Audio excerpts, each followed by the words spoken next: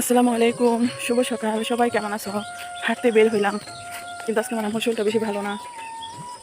দেখেন, সবাই যখন ধান কাটার পরে পেরি উঠায়, দেখছো কত সুন্দর লাগে না?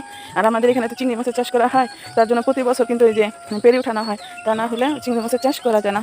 দেখছো, এখানে কিন্তু জোপ মাটি, জোপ। আমার মা যে হাঁটতেছে, দেখছো, আমার শরীরটা বেশি একটা ভালো না। হ্যাঁ, হাঁটতে বের হলাম যে না একটু হাঁটি, কিন্তু এখানে হয়তো ওইভাবে যেমন একটা ভিডিও বানাতে পারবো না, কেন অনেক লোকজন আছে।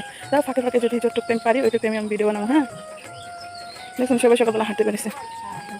মানুষের এখন ধানের গনে দেখো কত ধান এইভাবে রাস্তায় পড়ে আছে। হ্যাঁ, কেউ এখনো ভালো মতো ধান করতে পারে না, সারতে পারে না। হ্যাঁ, সবাই এনে এইভাবে ঢিপ দিতেছে, কারণ কি বৃষ্টির তো কোনো নাই। হ্যাঁ, অনেক বৃষ্টি বাদল আসে, যার জন্য দেখা যায় ধান আগে তো যে মাঠে থেকে অন্তত ঘরে বাহির আনো। হ্যাঁ, তাহলে অনেক সময় এই রাস্তার ভিতরে ধান সেরা সুন্দর মতো উঠানো যাবো যখন, কিন্তু এরকম যদি মাঠে পড়ে থাকে তাহলে তো সমস্যা। দেখো না, সবাই কিন্তু ধান এইভাবে করতেছে, রাস্তায় এনে না রাখতেছে, বুঝছো? আসলে কৃষকরা দেখা যায় কি যে সারা বছরে কত কষ্ট করে, তারপরে একবার 15-20 দিন বা এক মাস যদি কষ্ট করে তাহলে সারা বছরের খাবারটা ঘরে রাখতে পারে। হ্যাঁ, এটাই আসলে কাগো মা এই ধান দেখো কত ধান রাস্তায় এইভাবে নষ্ট হইতেছে। দেখো যে মুরগি টুরগি খাইতেছে, দেখো না তাদের খাবার কীভাবে সব ধান রাস্তায়, সব ধান রাস্তায়। মানুষ এখনো ঘরে নিতে পারে নাই, সবাই খালি মাঠে থেকে অন্তত রাস্তার কিনারে না দিতেছে, যাতে মাঠে ধানগুলো না পচে, বুঝছো? সবাই এইভাবে রাখতেছে, আর আমার মতো আগে হাঁটতেছে, আর আমি ভিডিও বানাইতেছি।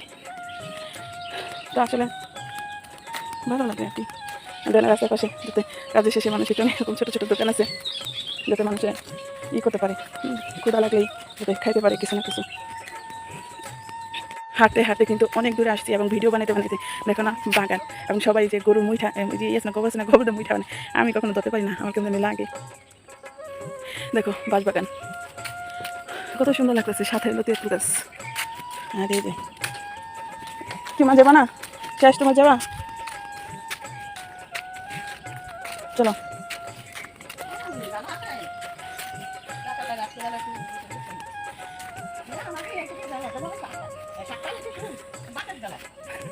গ্রামের মানুষের কথা শুনে হাসি আসে। হ্যাঁ, সবাই আর দেখো এখানে যেন কোনো কিছু লাগলে, মানে একটু ঝগড়া বিবাদ লাগলে না, মানুষের বাড়ি ঘর ভেঙে গেলে। এই হলো মানুষের একটা স্বভাব, এটা আমার কাছে অনেক খারাপ লাগে। দেখো কত মানুষের বাড়ি ঘর, দেখো এখানে ভিটা সবাই এই 4টা বাড়ি ঘর ভেঙে ফেলানো হয়েছে। হ্যাঁ, দেখো মানুষ নিঃস্ব হয়ে রাস্তায় কিছু এলে গ্যাঞ্জাম সৃষ্টি করে বাস বাড়ি ঘর ভাঙা উচ্ছেদ করে দেওয়া হয়, কিন্তু আসলে এটা উচিত না।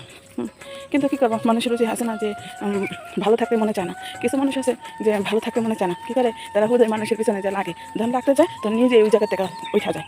এটার জন্য না নিজের ভাত কামাই করে কি আর পরে তো মারামারি ভিতরে যাম, তাই না? নিয়ম কিন্তু এটা, কিন্তু এখানে সেই নিয়ম না। এলে কারোর সাথে মিশিও না, কারোর সাথে বেটারা যেটা সে বুঝো, এলে ভিডিও করা বন্ধ করে দিচ্ছে। আর আমার মাঝে একবারই যা ফলাইছে রাস্তা যাতে বেটারা না দেয়। এই লোক গ্রামের একটা দৃশ্য, বুঝছো? আমা আহো, মাঝে পলাইছে রাস্তা বেটারা যাতে না দেখে। তো যাই হোক, আসলে ভিডিও আমার এই পর্যন্তই।